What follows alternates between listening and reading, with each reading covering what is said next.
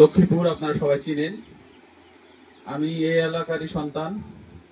মাহিন্দ্রা ট্রাক্টরের সাথে আমি আছি অনেক দিন, কিন্তু আমি মাহিন্দ্রা ট্রাক্টর কিনেছি 2016 সালে নভেম্বরের 5 তারিখে। প্রথম মাহিন্দ্রা দিয়ে আমার যাত্রা। মাহিন্দ্রা মোটামুটি প্রায় 9 বছর হলো আমার আসা। আমার টোটাল 5টি গাড়ি, তার মধ্যে মাহিন্দ্রা 3টি আর অন্য গাড়ি আছে 2টি। তো মাহিন্দ্রা গাড়িটা আমার কাছে সব থেকে ভালো, এবং আমি কাজ করি বেশি মাটির কাজ, এক্সকেভেটর লোড অ্যান্ড আনলোডের কাজ। তো এই গাড়িটা অন্যান্য গাড়ির চাইতে ব্যাকে যে শক্তিটা আছে মিডিয়াম গিয়ারে, এটা আমার কাছে খুব ভালো লাগে।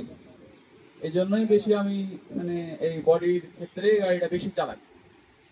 মাহিন্দ্রা গাড়ির কিছু কিছু আগে সমস্যা ছিল, এইভাবে আমরা গ্রাহক সেবা, গ্রাহকের মাধ্যমে বিভিন্ন জায়গার লোকজন বিভিন্ন ভাবে পরামর্শ দিয়ে গাড়িগুলো অনেক আধুনিকায়ন করা হয়েছে।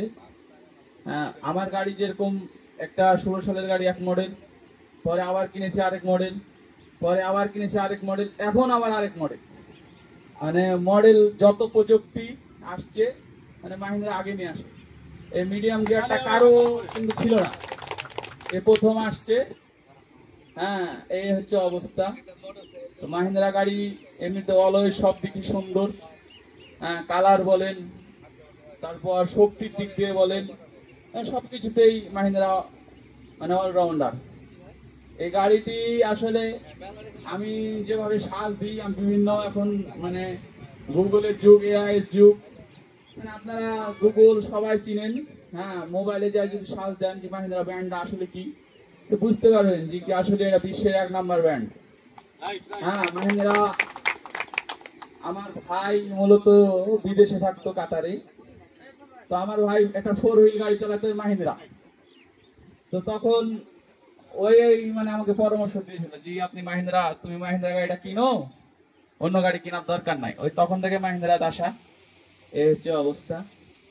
আর বিষয়টা হচ্ছে যে আমরা এই এই সাইডটা বোরিং এলাকা বলে আমাদের। অন্য অন্য গাড়ির যে পারফরমেন্স, মোটামুটি আমাদের এই এলাকার মাটি শক্ত বেশি, আর কাল্টির চাষ বেশি হয়।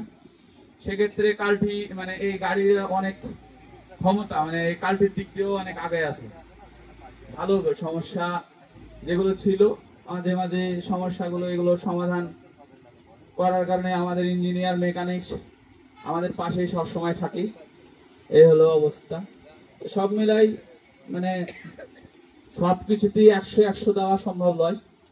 আমার কাছে এই গাড়ি যেহেতু আমি ভালোবাসি, এই গাড়ির সাথেই থাকতে চাই, এবং যতদিন আমার জীবন চলবে, আল্লাহ যতদূর হায়াত রেখেছে, আলহামদুলিল্লাহ আমি এই ট্রাক্টরের সাথে আছি। আপনারাও থাকবেন। এই তো অবস্থা। ভুলটুটি যদি হয়ে থাকে কথার মাধ্যমে আমাকে ক্ষমা দৃষ্টি দেখবেন। আসসালামু আলাইকুম ওয়া রাহমাতুল্লাহি ওয়া বারাকাতুহু। ওয়ালাইকুম আসসালাম।